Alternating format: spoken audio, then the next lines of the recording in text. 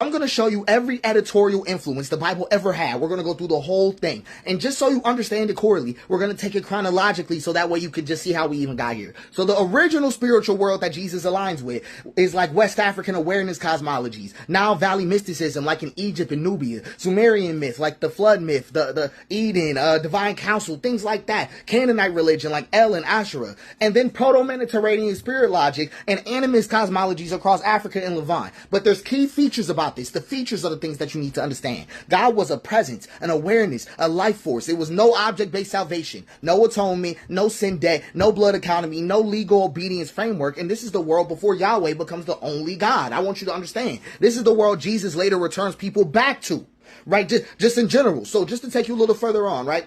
Now we're in 1200 to 950 BCE. This is the early Israelite tribal religions, right? This is where they're around, because Israel is not monotheistic yet. Right, surprisingly. So Yahweh is a local storm war deity. There's tribal ancestors.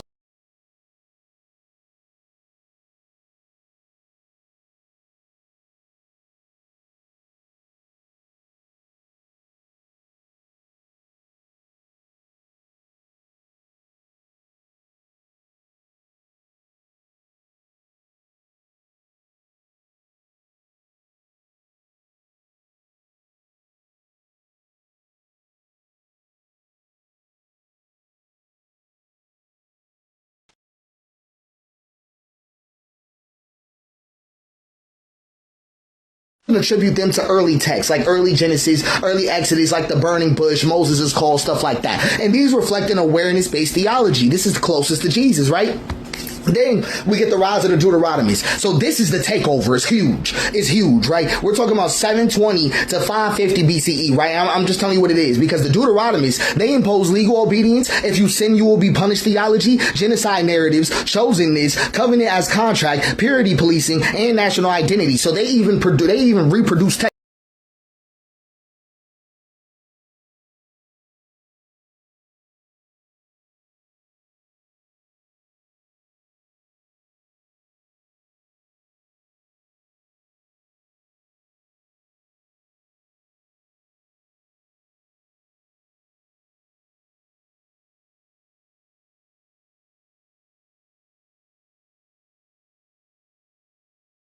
Understand, this is the most important theological shift in the entire Old Testament. Whole thing, right? Because Jerusalem gets destroyed, the temple gets burned, priests get exiled, identities collapse, trauma, despair, cosmic disorientation. It's chaos, right? So they rewrite everything. The priestly school rewrites everything. So the Genesis 1 to 7 days of creation, priestly school. Final form of Genesis, priestly school, right? And they did that last. Leviticus, Numbers, ritual purity system, genealogies, blood economy, object-based cosmic order. This is where blood saves theology even comes from. This is where it comes from, but it does not come from Jesus, right? Then we get the Persians, right? Because the Persians come in. So Israel returns home, but carrying Persian dualism, angel and demon cosmology, Satan as a cosmic rivalry, and hierarchical temple bureaucracy. So the books that you end up getting out of this, right, the books that get finalized out of this are Ezra, Nehemiah, Chronicles, Haggai, Zechariah, Malachi. This is the birth of the second temple Judaism, right? This is the world that Jesus enters. And then Jesus' world, right? So Jesus' world was a collage of 10 religions. 10 religions, right? Pharisees, Sadducees, Essenes. I mean, I don't even know how to pronounce that one, but I'm just telling you the truth, right? Apocalyptic Judaism, Greek philosophy, Persian dualism, Deuteronomistic law, priestly purity, folk cosmology, and awareness mysticism, right? Or Galilean mysticism, as we can call it. So Jesus was born into this storm, right? Just telling you the facts, right? Then you have the school of Jesus, right? So just talking about what his sayings even preach, right? What he's talking about, which is nonviolence, awareness, presence over sacrifice, God is compassion, inner kingdom, no blood, no temple system, no object transaction. I just want you to understand this is Jesus's actual school of teaching, and later Christians erase most of it. Paul, right? Let's get to Paul, because Paul is one of those characters that's real controversial. Paul never meets Jesus historically. Right? Jesus, like the living Jesus, he never met him historically. But Paul creates the sin economy, blood atonement, salvation as transaction, cosmic Christ, obedience to Rome, new legal system, object-based justification. And Paul was influenced by Stoicism, Greek dualism, his Roman citizenship identity, and his Pharisaic training. So this becomes the foundation of Christianity as we practice it today, because the Bible is actually Paul-centered. Most people don't catch that, but it's Paul-centered. So then the gospels get written, right? So then we get Jesus's real teachings, right? The early church politics, the Roman persecution trauma, the anti-Jewish polemic, and then Pauline interpretation. So we get, right, just to tell you the order written, Mark, Matthew, Luke, John. That is the order written. That's the order written. So then we get to Revelation, right? Revelation is written in 95 CE. So we talking about not Jesus, not Paul, not even his disciples, because Revelation is just apocalyptic Judaism, Roman trauma, magic symbolism, and Persian dualism. That's all it is. It directly contradicts Jesus' teachings, and it survives because Rome later weaponizes it. That's all it's for. So let's keep going. Let's keep going, right? Let's get to Constantine. Because that we talking about 300 to 600 CE, right around there.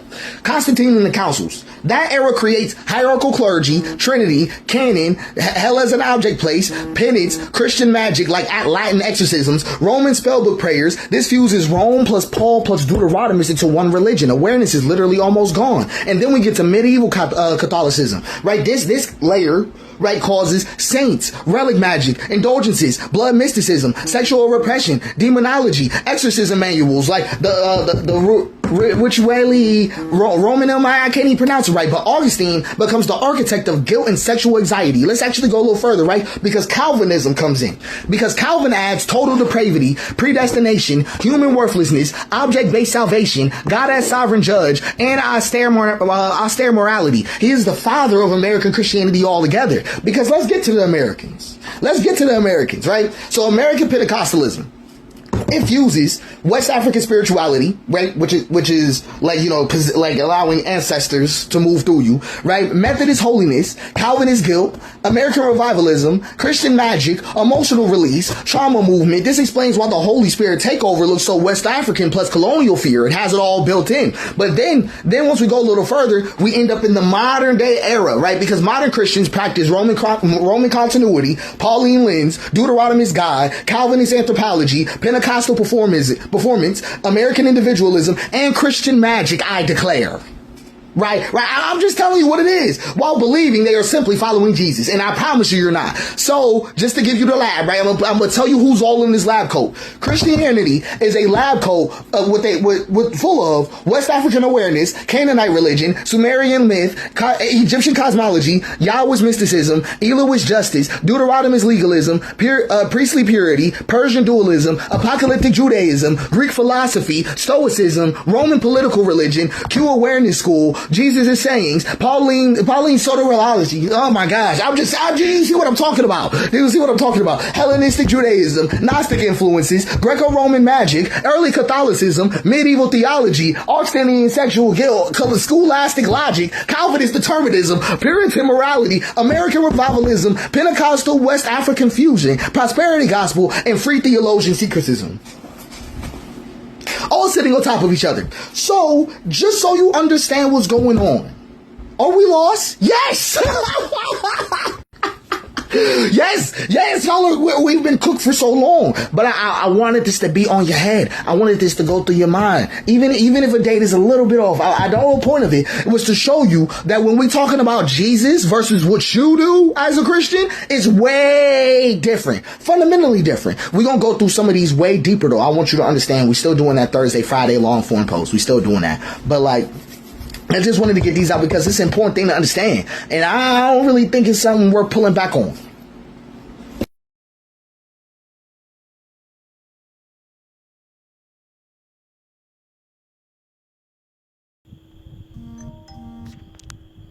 Alright, Shalom.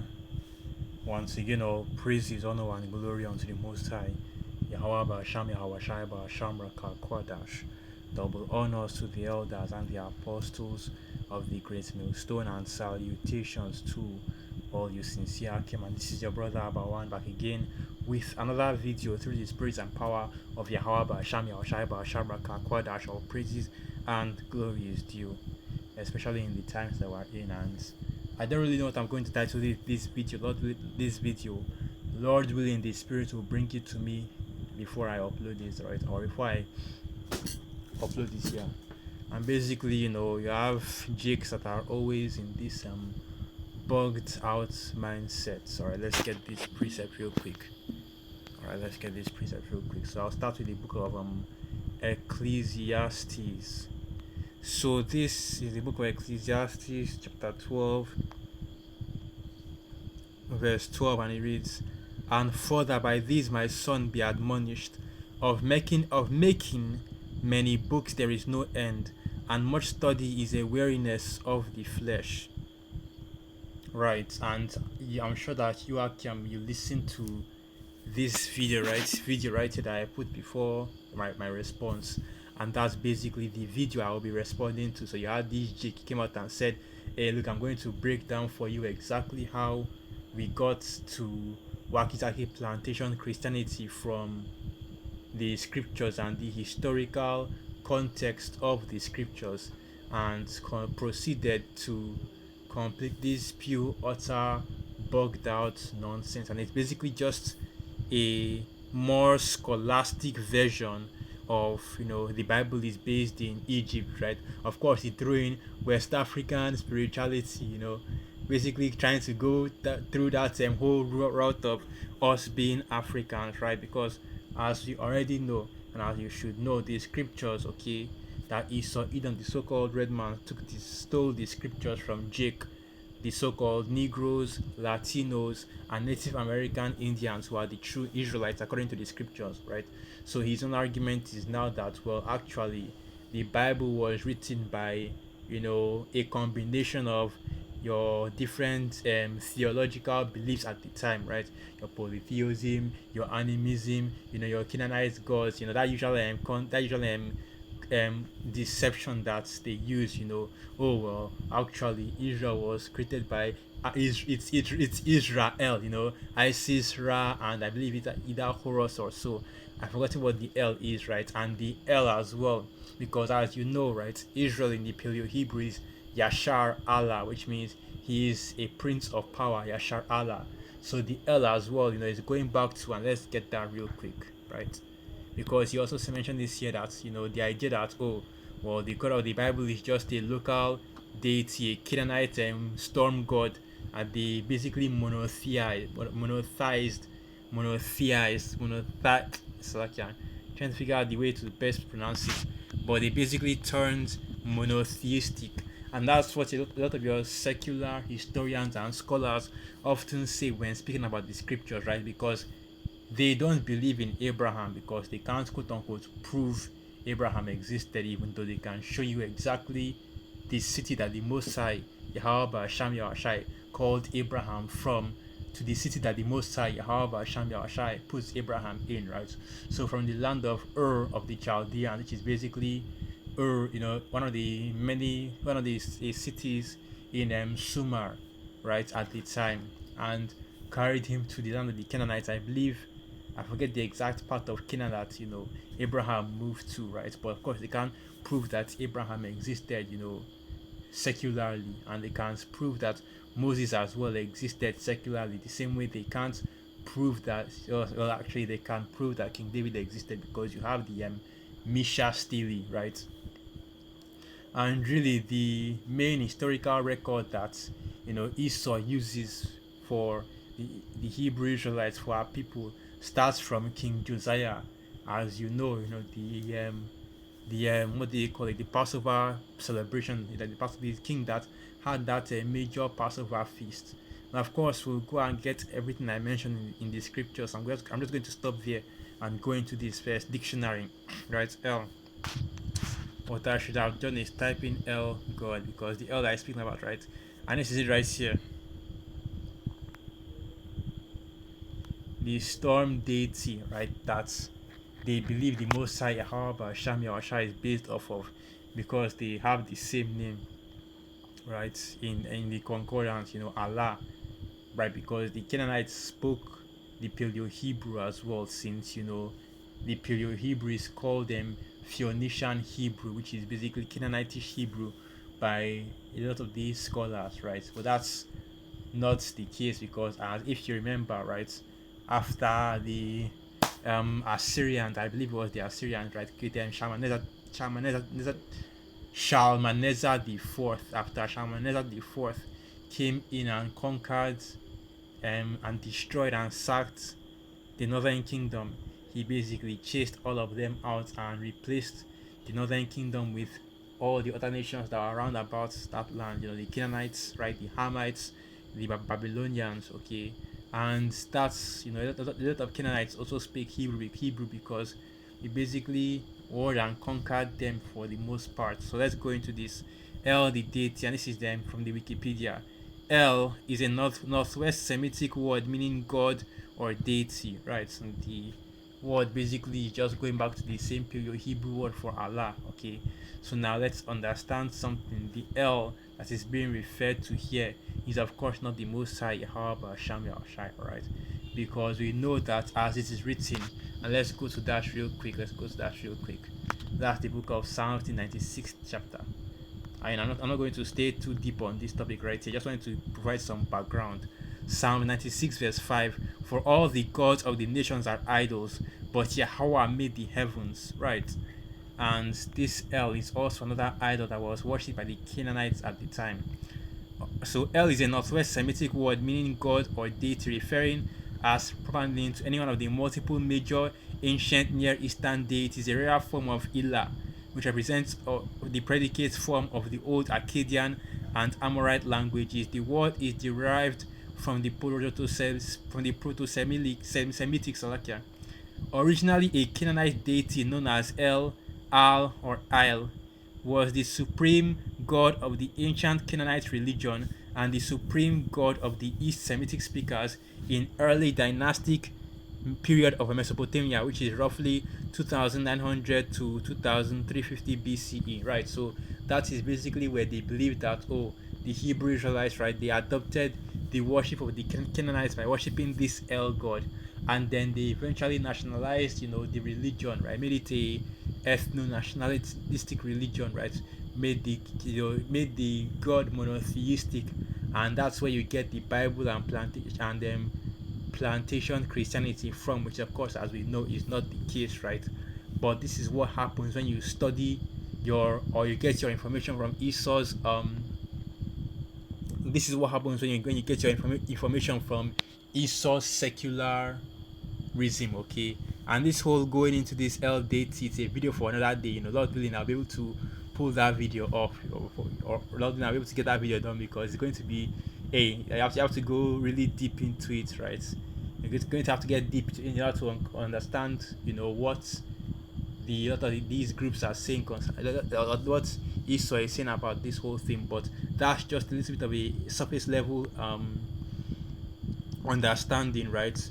Just so that you can understand where this bug out right here, this individual is coming from, is that idea that the Bible is based off these ancient Canaanite religions, right? The Bible is based off the Egyptian spirituality, right? The Book of the Dead, the 42 or something, or so negative confessions, right? Because the Ten Commandments is based off the negative confessions, right? Because it's basically reading the same way, right? This is the kind of mindset that a lot of these bug outs have, where they are putting the carts before the horse, because it is not that the what do they call it again, the scriptures, right, or the laws, the statutes and the commandments were based off the Egyptian religion or the Canaanite religion. No, it is the other way around. The Canaanite religion and the Egyptian religion and ideologies were based off the scriptures back before it was actually written down into law by Moses, which I believe that was roughly 1000 something ish BCE, when Moses actually wrote down the 5 books, right? So before that time period, you had oral.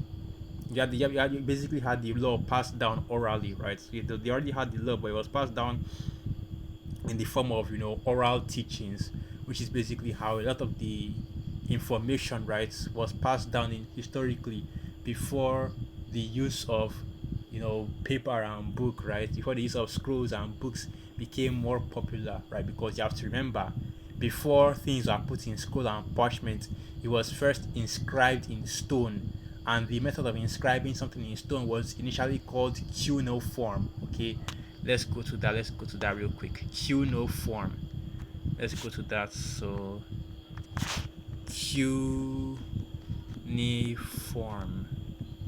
I believe that's how they spell it. So this is cuneiform. Cuneiform was an ancient writing system used in Mesopotamia, characterized by wedged shape marks pressed into wet clay tablets.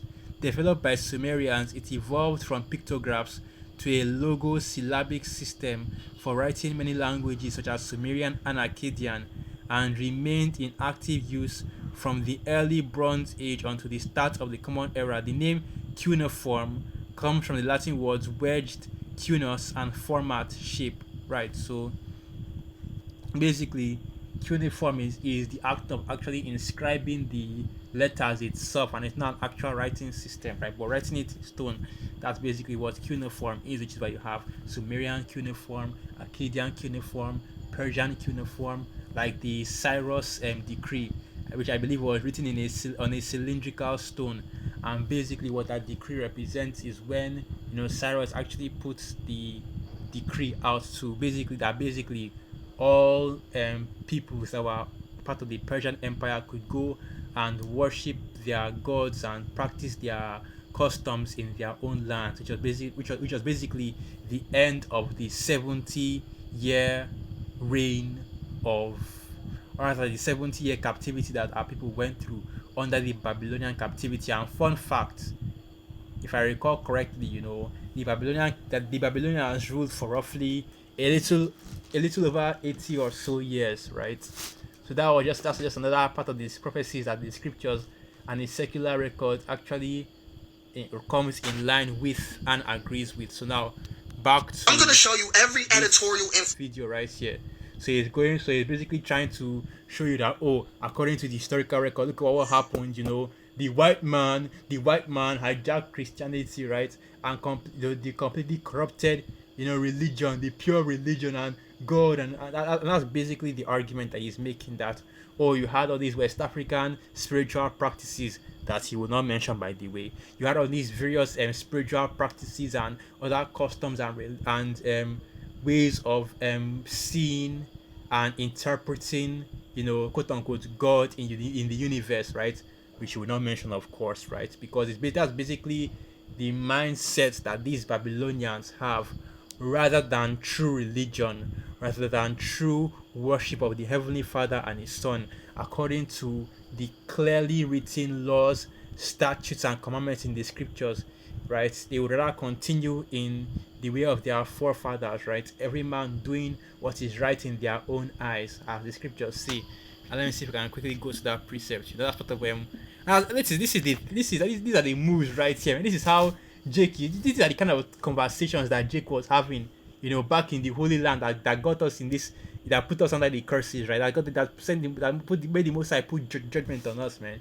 Jake, this is not a new weak form of wickedness right here. This idea of this loose vague theory of the religion, right?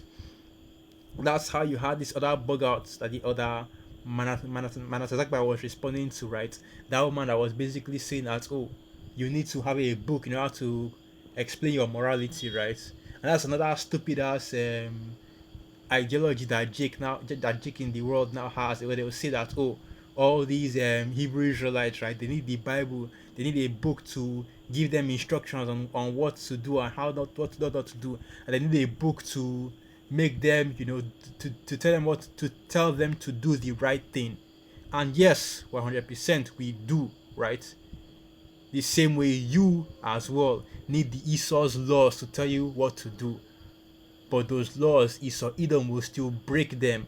But if you Israelites try it, right, you so-called Negroes, Latinos, and Native American Indians, if you try to break Esau's law, you'll be put under the jail and never seen again.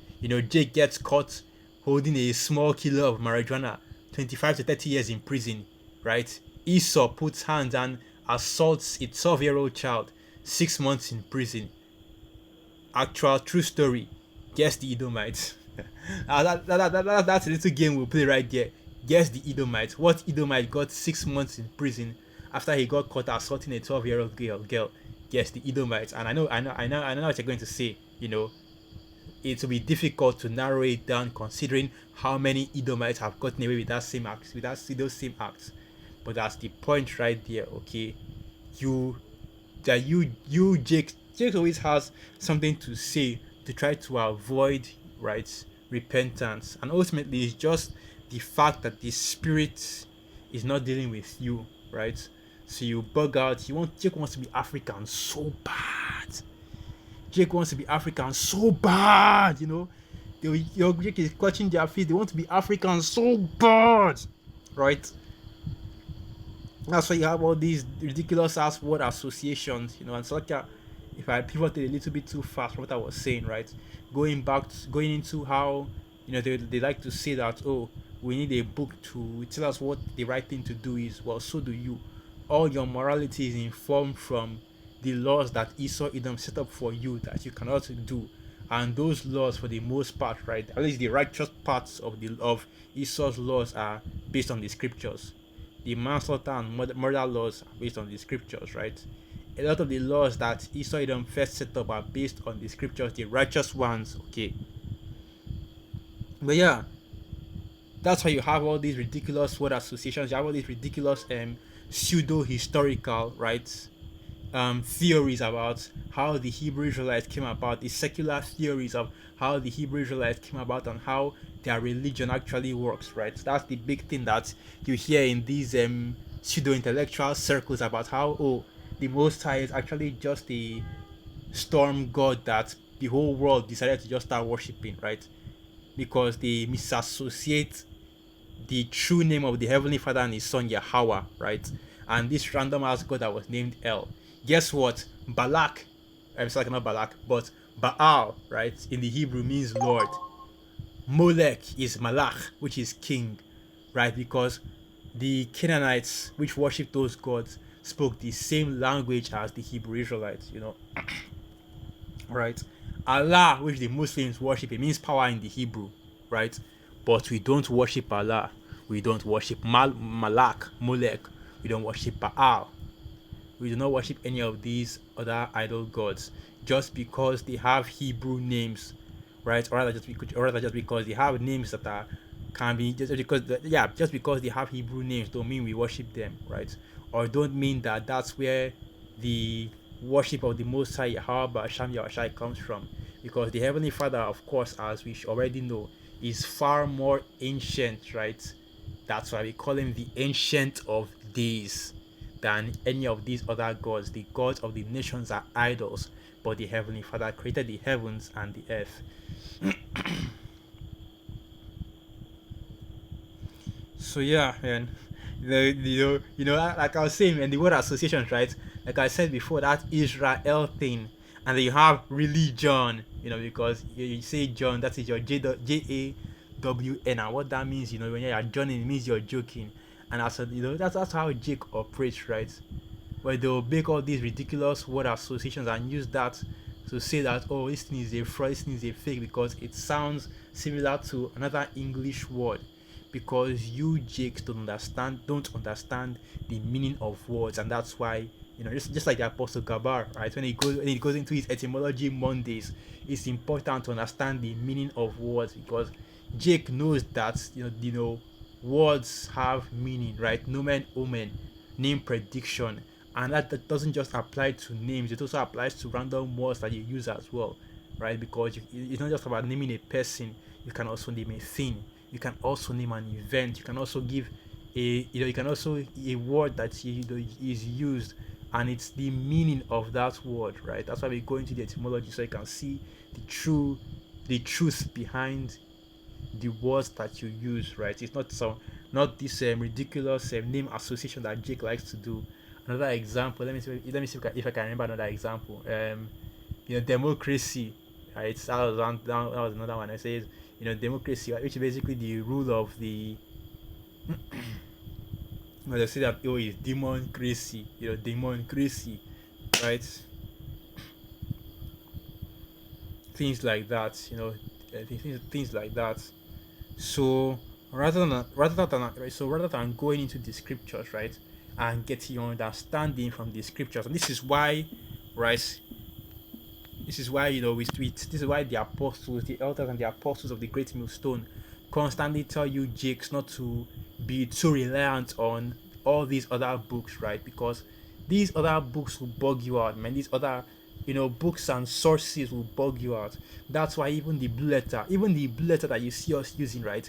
The blue letter, the concordance, these books that you see us using, they go off a lot, right? They go off on so many things, but that is why it is relevant to have the Spirit dealing with you, right? The most important, bits of information, the most important record, right? The most important, um, what's the term I want to use?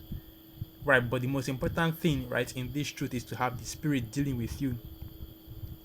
The Spirit of the Most High, Yahweh Basham Yahushai, dealing with you. Because once you have that, man, you'll be able to filter through, right, take the meat from the bone, filter through the nonsense and get the actual information. So this is the book of Isaiah 34, verse 16. Seek ye out of the book of Yahweh and read, for none of these shall fail, none shall want her mate. For my mouth it hath commanded, and his spirit it hath gathered them. So there is no other document, no other book, no other bit of information that can be matched to the scriptures. But rather than getting your information straight from the best source, right, which is the scriptures, Jake will go through all these secular sources, read things like the lost books, and get this bug out information, and they themselves will also get bugged out. You can go back, rewatch the video, listen to what he said, man, and you realize he's saying a whole bunch of nothing, right? He's mentioning and spouting off all these different philosophies and ideologies that the scriptures would even outright condemn, right? There is nothing in plantation Christianity that they do that is practiced, right, for the most part, because a broken clock is right twice a day, right? There is nothing that is practiced in Wakitake plantation Christianity that is supported by the scriptures. They are going off about the virgin birth. They are going off about universal salvation. They are going off about prophecy. They are going off about sin. They are going off about every single thing. And in real time, plantation Christianity is being exposed, right, to not actually be following the scriptures. Even you dumbass people in the world are beginning to see that these plantation Christians aren't actually following, right, what the scriptures teach, or even following what they say the scriptures teach. All right. This is why you need to be born again. This is why the scriptures, right? Allah Yahweh said you have to be born again, because now the understanding that you have in the world has basically gone into you and messed you up and made you unable to receive the truth. That's why you need to focus on and keep your, and focus on and avoid, going into all these other books, right, and going into all these other, different philosophies out here, because they ultimately bug you out, right? The main source for the understanding, the wisdom, knowledge, and understanding of the Most High Yahweh Basham Yahushai, the only source is the scriptures. Okay, and it's important to be born again when you come into this truth, so that the preconceived notions and the understanding that you have in the world will not come and corrupt your ability to receive this truth. Because that's basically what happened to Jake right there, man. Look at the bullshit this dude was spouting. Look at what this dude was spouting, man. And that's what happens when you are dealing in plantation Christianity. It completely bugs you out to the point where, hey, Jake is out here confused, offers all hell, with completely off the mark, with trying to, break down plantation Christianity and how it's hijacked, quote unquote, God or whatever ridiculous as, and of course he will never specify, right? They are, because this whole he's because this idea of quote unquote God that he has, or religiosity that he has, is basically you know um based on feeling, right, based on vibes. You will never specify what exactly were the is the dogma, right? What exactly are the customs, the laws, the practices, the statutes, or anything like that. What exactly is this religion that was hijacked by plantation Christianity, right? Give us more details on it. And of course, he will not be able to, because it's all, it's all based on vibes. It's all loose, right? And all based on feeling. Every man doing according to his own pleasure. And that's basically what it is, right? The Aleister Crowley and Stanley Mike principle. Let's how does that go again? Love is, let love be the whole of the law, basically. Love. Um, let me just Google this real quick. Let me Google this real quick. So like I forgot something like I forgot something like that. That's Thelema. That is a very common Let feeling. Forgetfulness is a normal part of life. Right. So Thelema. Thelema is a spiritual philosophy and new religious movement founded by Aleister Crowley in the early 1900s, centered around the Greek word for will. Its core tenet is "Do what thou wilt shall be the whole of the law." That's basically what I was thinking about. The love under the law, but do as thou wilt, and that's basically what the religious principles that you know he's trying to push is. It all boils down to do as thou wilt, thou shall be the whole of the law, right? So yeah, man, and I'd have loved to just go into every single thing that he mentioned, right, and dissect it one by one and show you how it's going off. But he was playing too loose and fast with it, man, and ultimately that requires way more research and effort than his video actually deserves. Because ultimately, you just if you when you end this, if you have the understanding, man, the only thing you will do is just watch the video and be scratching your head, right? That's why I'm not even really going into the scriptures too much, because at this point, man, it's not even really, I don't even know what to say, man. But these bugouts out here, man, are getting wild, with these they are playing it loose and fast, getting wild with these ridiculous ass ideologies and doctrines that they are pushing. Okay, and if the spirit is not dealing with you, man, this is ultimately how it's going to look, right? This is ultimately how this truth is going to look to you, right? Completely bugged out. Okay, because what he will do is he will talk about, oh well, this is what happened, this is how plantation Christianity hijacked, right? This is how, right? He's talking about the scriptures, when really what you are talking about is actually plantation Christianity. And it shows that even though you haven't actually read or understood the scriptures of the Most High Yahweh Sham Yahshai. Look, man, and that's the funny thing with Jake right there. And I'm soon going to close out, but I just want to mention one more thing. That's the funny thing with Jake out here. Jake will come out and scream about how, oh, the Bible is the white man's book, right? Oh, the Bible is completely going off. How can you believe in this and white man's God, and so on and so forth, But all of their knowledge, all of their doctrine and philosophies is informed by the white man. He said he was speaking about West African animism and West African, religious practices, right? Why do even the term West African, right? The term African was set up by, that's the Scipio Africanus, I believe. That's very disputed, but we'll still go with it. Okay, the idea of even being an African was given to you by Esau Edom. Same with same with the doctrines and the ideologies of the religious practices like animism, right? The understanding of it was given to you by Esau Edom, right? That's why the scriptures say, and let's get that real quick. Isaiah the 29th chapter, right? So this is the book of Isaiah 29 verse 13. Wherefore Yahweh said, for as much as these people draw near me with their mouth, and with their lips do honor me, but have removed their hearts far from me, and their fear toward me is taught by the precept of men. And that man, of course, is Esau Edom, right? You will scream about how the Bible is the white man's religion. You will scream about how, plantation Christianity was set up by the white man. The Bible is, the white man's book, right?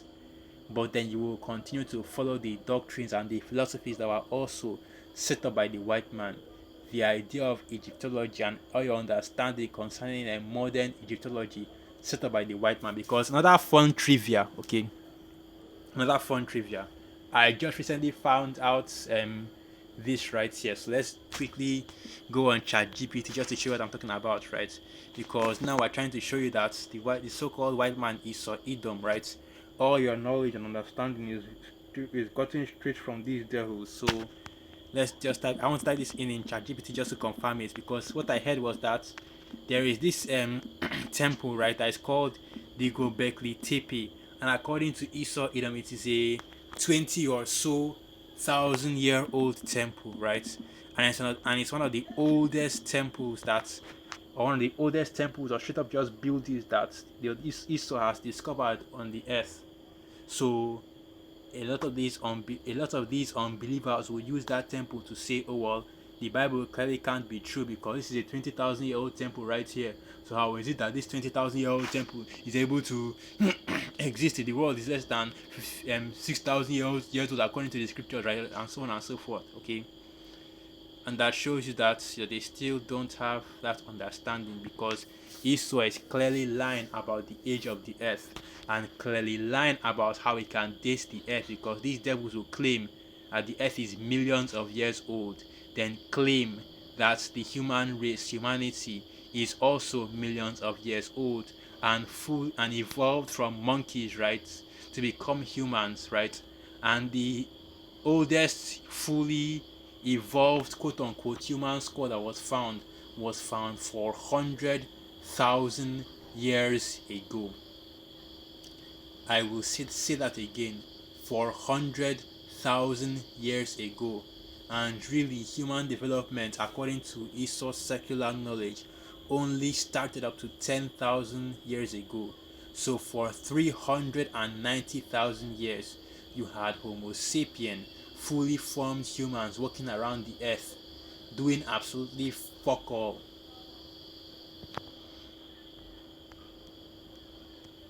Let's keep going into it.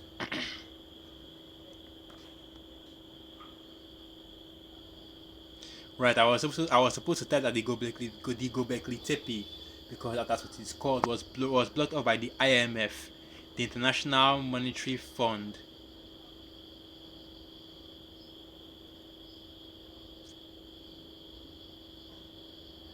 Let's see if we can find that.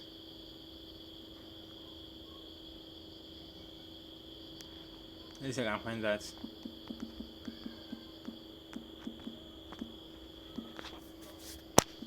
I heard the excavation of it was stopped by the IMF, which is the International Monetary Fund. This is one of these organizations that were set up in order to push Esau Edom's New World agenda.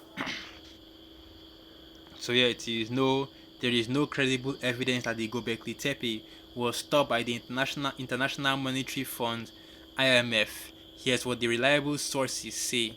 Excavations at Gobekli Tepe are continuing. For example, in July 2024, the head of the project stated the claims that excavation work has stopped are unfounded, and said work will continue through the field season. The excavation leaders and official bodies say the strategy is selective excavation plus conservation, leaving large parts of the site unexcavated for preservation reasons, right? So that's basically it right there. Like I said, your understanding is informed by the precepts of men. These are the individuals right here that's giving you your knowledge: archaeologists, geologists, paleontologists, not paleontologists, archaeologists, geologists, and anthropologists. If I remember correctly, paleontologist is before humanity. Anthropologist is the study of humanity and of humanity. These are the individuals that are giving you your information. Extremely racist group of devils right there, right? The entire subject is in fact extremely racist, right? If you believe that Egypt, Kemet was a black civilization, guess what? you don't the archaeological record does not agree with you, right? But this shows you the mindset of our people. So they will be quick to they'll be quick to jump on, oh, the Bible is the white man's book, the Bible is this and that, right? But the same Esau Edom, the same so-called white man, is the one giving them their information on how the Bible is a book of fairy tales, because the God of the Bible is also, the God of the Bible was worshipped by the Canaanites as a storm god, the because Moses didn't exist, and Abraham didn't exist, and there's no record of the Israelites ever being captives in Egypt, right? And the Hyksos, the Hyksos were invaders. They weren't slaves in the Egyptian Empire, right? And this is, but these are, and that's what the secular record says if you read it, right? But all those records were set up by the so-called white man. But you believe those records, right? But when it now comes to the scriptures that weren't written by the so-called white man, that were written by the Israelites, which are of course a dark-skinned people, the so-called Negroes, Latinos, and Native American Indians, the scattered Israelites that are scattered throughout the four corners of the earth, right? And that does condemn the wickedness of Esau, Edom, the so-called red man. You won't read that, you will skip through that, and you will continue to push and teach the ideologies of your father, the devil, and the lusts of your father you will continue to do. Right, so I'm just going to end it right there. Once again, all praises, honor, and glory are to the Most High, Yahweh Ba'asham Yawashai, Ba'asham Rakakwadash, Wa Abad Babal, and through the spirits of Yakyam, and you are quite edified. Shalom.